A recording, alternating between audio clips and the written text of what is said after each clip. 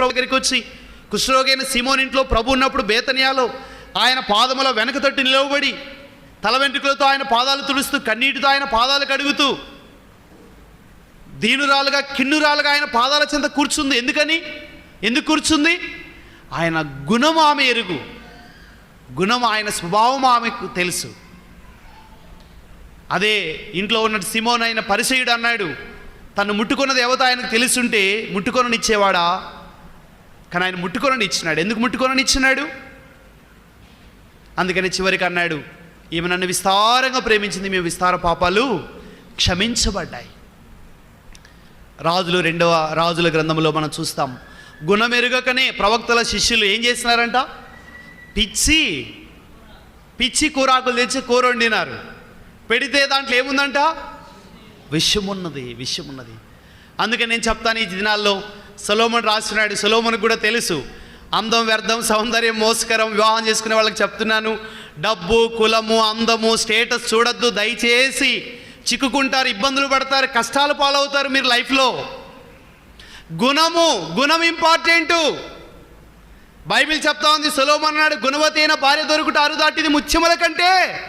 నువ్వు చేసుకోవాలనుకున్న అమ్మాయి గుణవతా అంతవతా? జాబ్ ఉందా? గుణవంతురాలా బుద్ధివంతురాలా? అది చూడాలా జీవితంలో. గుణం మంచిది కాకుండా పెళ్లి చేసుకున్నావు అంటే కుండలో ఏముంటుంది? విషం, సస్తావు, జీవితాంతం చావే. బైబిల్ చెప్తా ఉంది, భార్య దొరికిన వానికి మేలు దొరికినని బైబిల్ అంటుంది. అయితే అరవిందం అంకుల్ చెప్పేవాడు, భార్య దొరికిన వానికి తేలు దొరికింది. తేలు కొడతానే ఉంటుంది జీవితాంతం. అందుకనే బైబిల్లో రాయబడి ఉంది, భార్య తోడి పోరు ఎడతెగక పడుచున్న నీటి బిందువు లాంటిది, వర్షం ఆగిన తర్వాత పడే నీటి బిందువు లాంటిది. ఎంత పెద్ద వర్షమైనా తడువు, ఓపిక పట్టుకుంటావు. పూరిలలో వర్షం అయిపోయిన తర్వాత 5 రోజులు కూడా పడతా ఉంటాయి, టపా టపా అని. ఎట్లుంటుంది? చాలా విసుగు జీవితంలో. అందుకని వివాహం చేసుకుపోయే అమ్మాయి కులం చూడొద్దు, డబ్బు చూడగాకు, అందం చూడగాకు, మీ వాళ్ళ కాదో చూడగాకు. రక్షణ పొందిందా? మంచి గుణవత. ఒకవేళ సేవకుని ఇన్ఫర్మేషన్ అడగాలనుకుంటే, అక్కడున్న సంఘస్థులను అడగాలని, ఏం అడగాలంటే అన్న అమ్మాయి గుణానికి ఎలాగుంటుంది, ఎలాంటి గుణం, నేచర్ ఎలాంటిది అడిగే వాళ్ళు ఉన్నారు ఈ దినాల్లో. నేచర్ గురించి ఎవరు అడగట్లేదు. అందం ఉందా, డబ్బు ఉందా, మా క్యాస్టా, ఇవి అడుగుతారు. దీని తర్వాత రక్షణ గురించి వీలైతే అడుగుతారు, లేకపోతే కుదరదులే అనుకుంటున్నారు. జాగ్రత్త. అందము, డబ్బు, కులము, చదువు, అభిమానం అవి కాదు కావాల్సింది. గుణవతి అయిన భార్య దొరుకుట అరుదు, అట్టిది ముత్యముల కంటే విలువైనది, శ్రేష్టమైనది. కాబట్టి గుణవతి. గయ్యాలైన భార్యతో సంసారం చేయటం కంటే మిద్దె మీద ఒక మూల. క్షమించండి, ఎంతమంది గయ్యాళ్ళు ఉన్నారో తెలియదు. మీ భర్తలను అడిగితే చెప్తారు, ఏం చేద్దామన్నా, నా జీవితం ఇట్లా అయిపోయింది. దయచేసి చెప్తున్నాను, పురుషులకు కూడా రాయబడి ఉంది. అయితే భార్యగా నువ్వు గుణవతిగా ఉండడం అనేది చాలా ప్రాముఖ్యం. దీనురాలుగా, తగ్గించుకొని సన్మానించేటువంటి స్త్రీగా, గౌరవించే స్త్రీగా, భర్తని, అత్తమామల్ని, బంధువుల్ని, మాట వినే వ్యక్తిగా, లోబడే వ్యక్తిగా, తగ్గించుకునే వ్యక్తిగా నువ్వు ఉంటే నువ్వు గౌరవించబడతావు, నిన్ను సన్మానిస్తారు. ఆమె కుమారులు ఆమెను గౌనులయందు ఏమంటున్నారంట? ధన్యురాలు అంటున్నారు.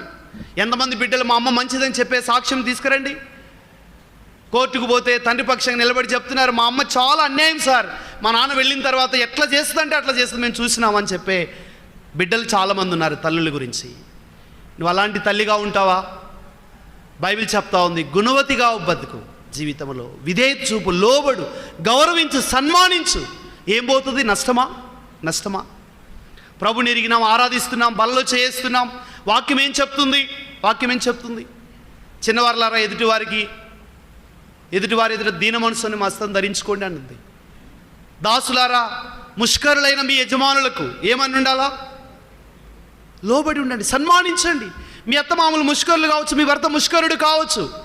నువ్వు మంచి వ్యక్తివి అయితే ఏం చేయాలి? నువ్వు సన్మానించాలి, లోబడాలి, విధేయత చూపాలి. అప్పుడు నువ్వు గౌరవించబడతావు.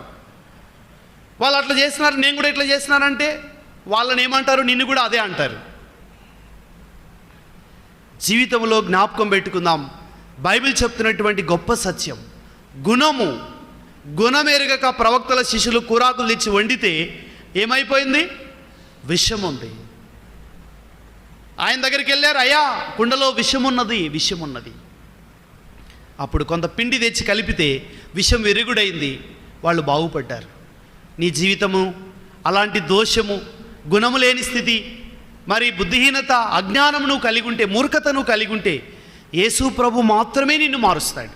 ఎవ్వరూ మార్చలేరు. ఎవరి భయము, ఎవరి చట్టాలు, ఎవరి ప్రెజరు, ఎవరి ఒత్తిడి, ఎవరి శిక్షణ నిన్ను మార్చలేదు. అదంతా ప్రథమ చికిత్సలాగా, ఫస్ట్ ఎయిడ్ లాగా సహాయపడుతుందే తప్ప ఏ బోధకుడు, ఏ వ్యక్తి ఎవరు నిన్ను కన్వర్షన్ చేయలేరు. నిన్ను సరిగ్గా మార్చగలిగేటువంటి వాడు దేవాది దేవుడే. నేను చెప్తున్నాను, ఒకవేళ ఇలాంటి స్వభావంలో ఉండేటువంటి ఏ వ్యక్తికైనా ఒకానొక దినాన దేవుడు గుణపాఠం నేర్పిస్తాడు. పురుషుడైనా స్త్రీ అయినా లెక్కలేనితనంగా, గౌరవం లేకుండా